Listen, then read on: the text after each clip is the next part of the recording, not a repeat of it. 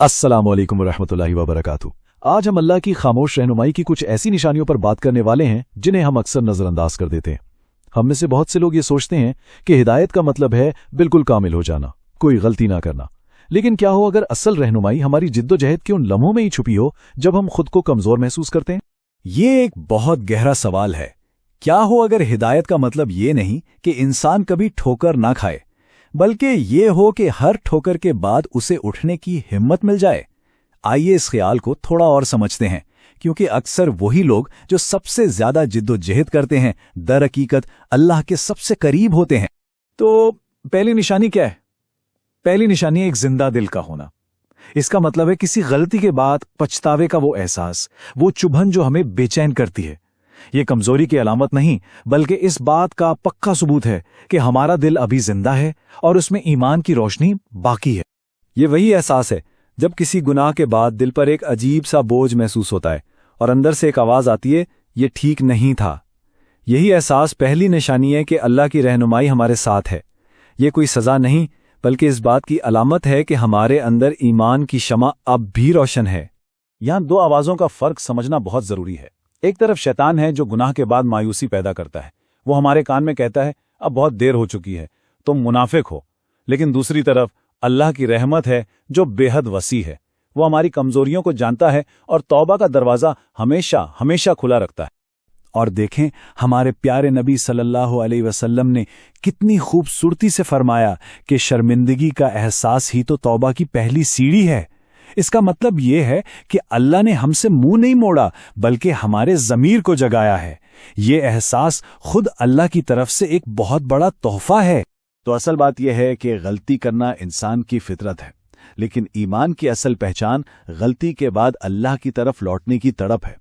हिदायत कामिल होने में नहीं, बल्कि हर बार टूटकर अल्लाह से जुड़ने की कोशिश में है।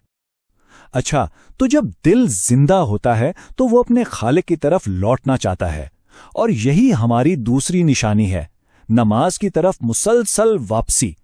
चाहे कभी नमाज छूट जाए या उसमें बेकायदगी हो, फिर भी उसकी तरफ लौटने की कोशिश करते रहना हिदायत की एक बहुत गहरी अलामत है।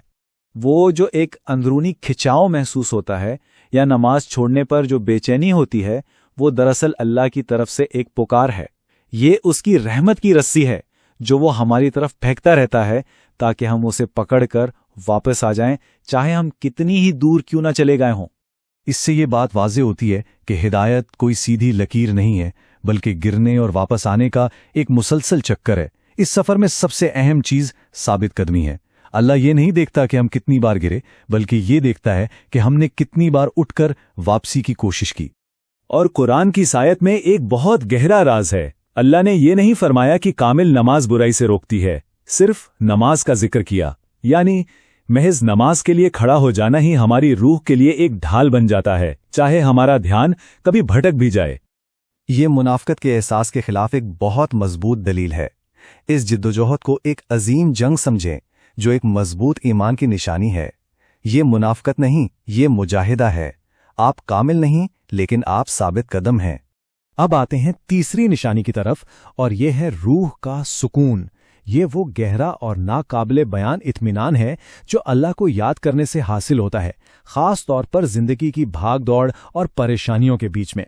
सकीना का मतलब मसाइल का खत्म हो जाना नहीं है, बल्कि मसाइल और तूफानों के बीच में एक गहरा अंदरूनी सुकून है। ये वो ठहराव है जो अल्लाह से जुड़ने पर दिल में उतरता है, चाहे बाहर के हालात जैसे भी हों।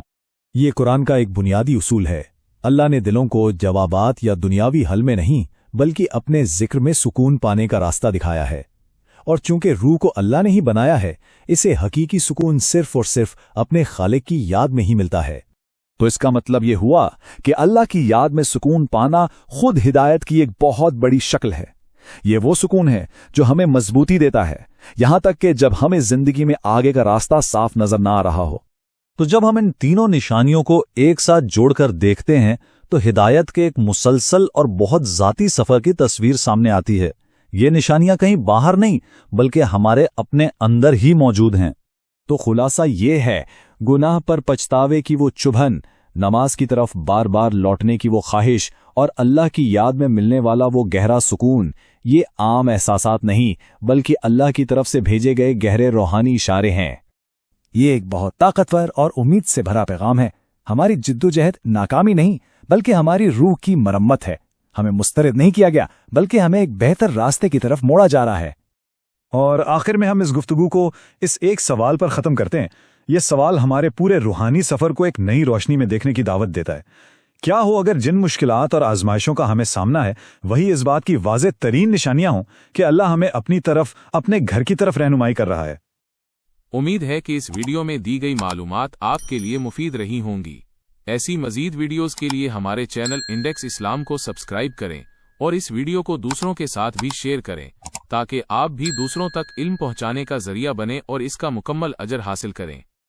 ہمیں آپ کے قیمتی کمنٹس کا انتظار رہے گا۔ جزاک اللہ خیر۔ السلام علیکم ورحمۃ اللہ وبرکاتہ۔